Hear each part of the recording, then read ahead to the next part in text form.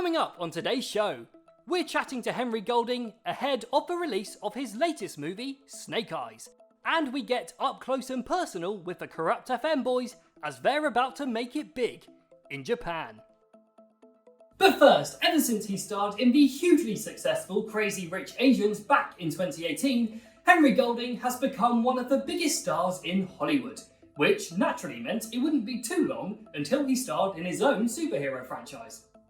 Starring as Snake Eyes in the new rebooted and standalone series of the G.I. Joe franchise, Golding has well and truly established himself as one of Hollywood's hottest leading men, and as someone who can easily switch between rom-com lead and full-time ninja. Although I'm not too sure his wife is particularly thrilled about how he practices his martial arts at home.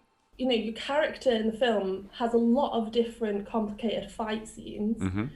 You do your own stunts? Like, did you have to learn any of those kind of things? Yeah, we did everything ourselves. As much as humanly possible, we tried to apply ourselves thoroughly to our characters. And yeah, we had an intensive pre-production, and it's intense all the way through filming. Do you ever whip those moves out as like a party trick?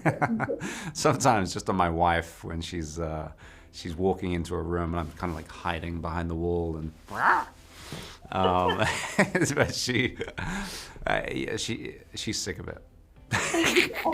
That's basic husband rule number 1, Henry. Never try out your ninja stunts on your wife. And with the action-packed and brutal fight scenes in Snake Eyes now showing a completely new side to Golding's career, could there be another famous role that he's about to take on?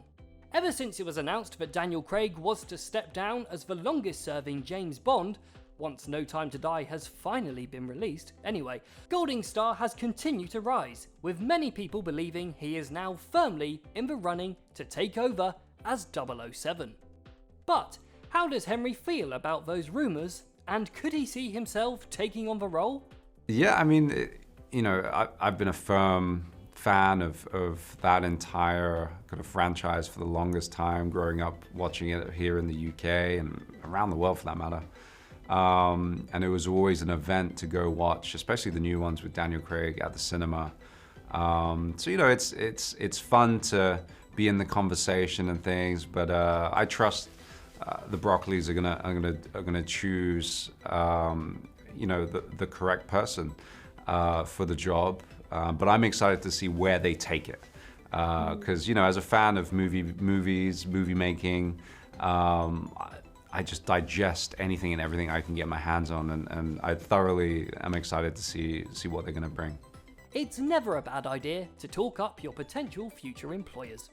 And it's not just Bond that fans of Golding want to see him take on, because for a few years now, rumours have been circulating that there could be a sequel to Crazy Rich Asians, after the movie became one of the biggest hits of 2018. So, is Henry up for a sequel, and can he see himself returning as Nick Young?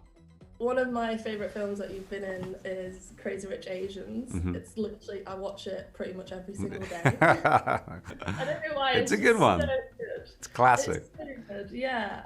But I've heard that there might be a sequel to that coming out. Is this Who true? knows? I mean, there's definitely hope, and I think the last film did so well around the world, and people are yearning for another. So I think it's about getting the story right and making sure it sort of stands against the previous. Do you reckon you would participate if they asked you? 100%, of course.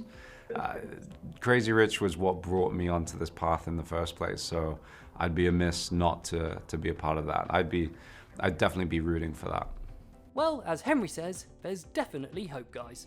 And if that's got you excited to see more of Henry, then you're in luck. Snake Eyes is in cinemas now, and you can watch the full interview with him on our YouTube channel, so make sure you check both of those out. For now though, we're moving on from a suave and sophisticated potential James Bond to this one. Do you want to watch Fast and Furious at the exact same time? I'd love nothing more. 3, 2, 1. Can't think of anywhere. Yep, the boys from Brentford are back, and this time they're hoping to make it big in Japan. People Just Do Nothing Big in Japan sees the Kurupt FM boys heading to the land of the rising sun after they discover that one of their tracks is being used on a popular Japanese game show. With Beats, Grinder, Chabuddy, Steve's, Decoy, and Mish moving from Brentford to Tokyo, what could possibly go wrong? As it turns out, most things. And we caught up with the Kurupt FM boys ahead of the release of their new movie as we played a hilarious game of Who's Most Likely To. Who's most likely to do a duet with Olivia Rodrigo on her next single? Who's that?